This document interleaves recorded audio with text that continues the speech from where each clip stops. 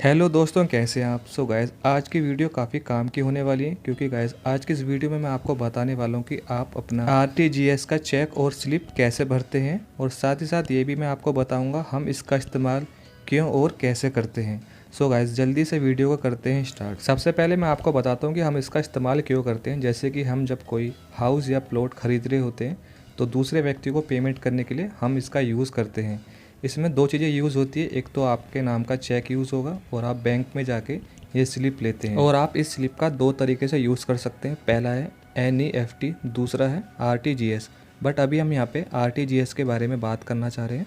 तो RTGS का मतलब होता है रियल टाइम ग्रॉस सेटलमेंट। अगर हम बात करें कि अमाउंट कब तक सेटल होता है तो उसके बारे में मैं आपको बता देता हूँ। जैसे कि आज आपने अपने बैंक में ये स्लिप और चेक भर के दिया है, तो आज के दिन किसी भी टाइम ये पैसा आपके बैंक से कट के दूसरे के अकाउंट में पहुँच जाएगा। और हम RTGS का यूज़ तब भी करते हैं जब हमको मिनिमम 2 लाख रुपये या फिर उससे ज़्यादा का अमाउंट किसी को पे करना होता है, तभी RTGS का यूज़ होता है। जब आप RTGS स्लिप और चेक अपने बैंक में देते हैं तो आपको इसके बदले में कोई भी रिसिप्ट नहीं मिलती है, क्योंकि इसको देने के बाद आपको अपने मोबाइल के ऐप से भी इसको अलाउ करना होता है। अभी मैं बात कर रहा हूँ बैंक ऑफ बड़ौदा के लिए। तो बैंक ऑफ बड़ौदा का जो ऐप है उसमें आप जाएंगे और वहाँ से आपको अप्रूवल देना होगा कि आप इस चेक नंबर को, मतलब कि आपका जो चेक नंबर होगा वो उसमें लिखा होगा, अमाउंट लिखा होगा, सारी डिटेल वहाँ पे लिखी होगी। तो आपको वहाँ पे परमिशन देना होता है कि आप इस चेक नंबर और अमाउंट को दूसरे के अकाउंट में ट्रांसफ़र करने के लिए परमिशन दे रहे हैं। इसको ओके करने के बाद उसके बाद ही आपका जो पैसा होता है वो दूसरे के अकाउंट में ट्रांसफ़र होता है। ट्रांसफ़र होने के बाद आपके रजिस्टर मोबाइल नंबर पे और ऐप में ट्रांजैक्शन वाले सेक्शन में जाके आप UTR नंबर को भी वहाँ से अपने पास सेव कर सकते हैं। UTR नंबर, जैसे कि दोस्तों आपको पता होगा, जब हम किसी को भी पेमेंट करते हैं तो एक UTR नंबर जनरेट होता है। UTR नंबर से आप पेमेंट को भी ट्रैक कर सकते हैं, और UTR नंबर आपको दूसरे व्यक्तियों को देना पड़ता है कि ये हमने आपको पेमेंट करा है, ये इसका UTR नंबर है, क्योंकि हमारे पास कोई भी रिसिप्ट नहीं होती, इसी वजह से UTR नंबर का यहाँ पे यूज़ किया जाता है। जैसा कि दोस्तों अब आपको ये चीज़ समझ में आ गया होगा कि हम RTGS स्लिप और चेक का यूज़ क्यों और कैसे करते हैं। अब मैं आपको दोस्तों ये बताना चाहूँगा कि RTGS की स्लिप को भरते कैसे हैं और इसके चेक को भी कैसे फिल किया जाता है। तो जैसा कि अभी आप देख पा रहे हैं आपके सामने भी बैंक ऑफ बड़ौदा की RTGS स्लिप तो इसमें सबसे पहले मैं आपको राइट वाला जो सेक्शन है उसके बारे में बताऊंगा कि इसको कैसे फिल करना है। सबसे ऊपर अभी आप देख पा रहे होंगे बैंक ऑफ बड़ौदा के नीचे लिखा है paying in slip for NFT और RTGS। तो यहाँ पे आप RTGS पे राइट कर देंगे, और इसके बाद आप देख पा रहे हैं ब्रांच लिखा रहा, तो यहाँ पे आपको अपनी ब्रांच का एड्रेस डालना है कि आपका जो बैंक है वो किस एड्रेस में है।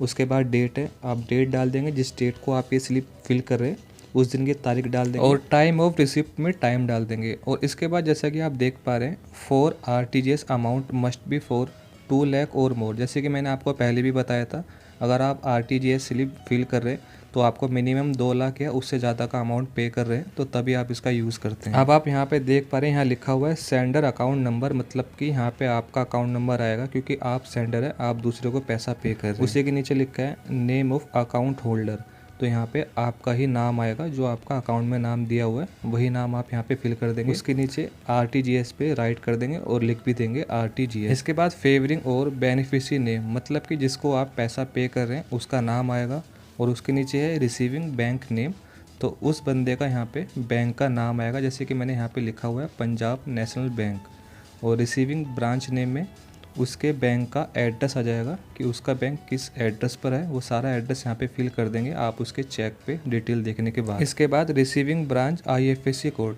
तो यहाँ पे आप उसके बैंक का IFSC कोड लिख देंगे, और उसी के नीचे लिखा है बेनिफिशियरी अकाउंट नंबर, तो आप यहाँ पे उसके बैंक का अकाउंट नंबर डाल देंगे जिसको आप पैसा पे कर रहे हैं। इसके बाद दोस्तों यहाँ पे आपको अमाउंट लिखना है कि आप उसको कितना अमाउंट पे करना चाह रहे हैं, और उसी के नीचे लिखा है एक्सचेंज। एक्सचेंज का मतलब है कि यहाँ पे जो बैंक का चार्ज होता है वो यहाँ पे लिखना होता है। ये चार्ज ज़्यादा नहीं होता, आप बैंक वालों से पता कर सकते हैं, 30 रुपये से 50 रुपये के आसपास का चार्ज होगा, वो आप पता कर सकते हैं। उसके बाद टोटल अमाउंट में आप टोटल लिख देंगे चार्ज को मिला के। तो मेरी सिचुएशन में यहाँ पे कोई भी चार्ज नहीं था, तो इसलिए मैंने यहाँ पे कोई भी चार्ज नहीं लिखा हुआ, तो आप लेकिन पूछ लीजिएगा।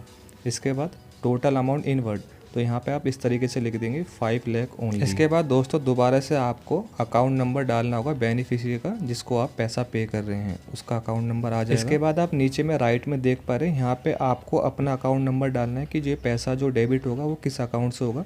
तो तो यहाँ पे आप अपना अकाउंट नंबर डाल देना। इसके बाद आप यहाँ पे नीचे में अपना ब्रांच का एड्रेस डाल देना कि आपका जो बैंक का ब्रांच है वो किस एड्रेस में है। उसके बाद आगे थोड़ा राइट में देखिए चेक नंबर आ रहा है, तो यहाँ पे आपको अपना चेक नंबर फिल करना है। जो चेक आप इस स्लिप के साथ देंगे तो उस चेक का नंबर यहाँ पे आ जाएगा। और नीचे में देख पा रहे हैं यहाँ पे आपको अपना मोबाइल नंबर डाल देंगे और अपने पैन कार्ड का नंबर डाल देंगे। और हाँ दोस्तों, अभी यहाँ पे आप देख पा रहे हैं मोबाइल नंबर के ऊपर लिखा हुआ है सिग्नेचर ऑफ कस्टमर। तो यहाँ पे दोस्तों आपको अपना साइन करना है, जो आपका बैंक में चलता है वो साइन आप यहाँ पे कर देंगे। तो जैसा कि दोस्तों राइट वाला सेक्शन कंप्लीट हुआ, अब मैं आपको लेफ्ट वाला सेक्शन है उसके बारे में बताता हूँ। तो सबसे पहले यहाँ पे ब्रांच डाल देंगे, आपको अपनी बैंक का ब्रांच डालना है जैसे कि अभी आपने डाला था। उसके बाद आप डेट डाल देंगे जब आप इसको फिल कर रहे हैं। इसके बाद सेंडर अकाउंट नंबर, तो यहाँ पे आपका अकाउंट नंबर आ जाएगा। इसके बाद आपका नाम आ जाएगा नेम ऑफ अकाउंट होल्डर में। उसके बाद RTGS यहाँ पे फिल कर देंगे। फिर नीचे लिखा रहा है फेवरिंग पेई नेम, मतलब कि जिसको आप पैसा पे कर रहे हैं उसका यहाँ पे पूरा नाम आ जाएगा जो चेक पे लिखा होगा उस हिसाब से। उसके बाद बैंक का नेम आएगा, उसका हमें बैंक का नाम डालना है जैसे कि पंजाब नेशनल बैंक। और ब्रांच डाल देंगे, उसी के बैंक की ब्रांच का एड्रेस डाल देंगे। IFSC कोड भी हम उसी के बैंक का डालेंगे।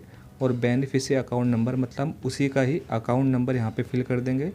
और उसके बाद है बेनिफिशियरी अकाउंट टाइप, तो उसका जो भी बेनिफिशियरी का अकाउंट है वो टाइप यहाँ पे कर देंगे हम, जैसे कि सेविंग लिखा हुआ है। इसके बाद दोस्तों आप अमाउंट फिल कर देंगे, जितना अमाउंट आप उसको पे करना चाह रहे हैं। एक्सचेंज में यहाँ पे आप बैंक का जो भी चार्ज होगा अगर एप्लीकेबल है तो यहाँ पे आप डाल देंगे। इसके बाद जो भी टोटल अमाउंट बनता है उसको आप यहाँ पे वर्ड में डाल देंगे, जैसे कि मैंने यहाँ पे डाला हुआ है 5 लाख ओनली। और उसके बाद यहाँ पे दोबारा से आप अपना मोबाइल नंबर डालेंगे और उसके बाद पैन कार्ड का नंबर डाल देंगे। तो इतनी डिटेल फिल करने के बाद जो आपकी RTGS की स्लिप होगी वो फुल फिल हो चुकी होगी। अब आपको यहाँ पे अपने नाम का जो चेक है वो फिल करना होगा। तो जैसे कि दोस्तों ये रहा चेक बैंक ऑफ बड़ौदा का। यहाँ पे आपको पे में लिखना है your self for RTGS। Rupees में आप यहाँ पे अमाउंट लिख देंगे वर्ड में, जैसे कि मैंने लिखा हुआ है 5 लाख ओनली, जो कि आपने स्लिप में भी फिल किया था। इसके बाद यहाँ पे राइट में अदा करे में यहाँ पे आपको 5 लाख रुपीज़ लिख देना है, जो कि आप डिजिट में लिखेंगे।